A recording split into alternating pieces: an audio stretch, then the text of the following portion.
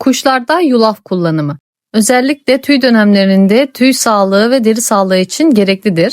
Tüylerin daha kolay çıkmasına yardımcı olur. Kuşlarınıza enerji verir. Ama unutmayın ki her şeyin fazlası zararlıdır. Fazlasında yağlanma, karaciğer sorunlarına sebep olur.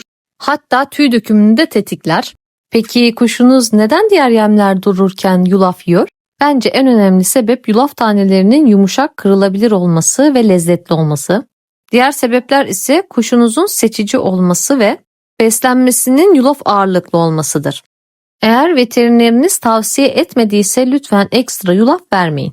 Peki sizin kuşunuz da yulaf seviyor mu?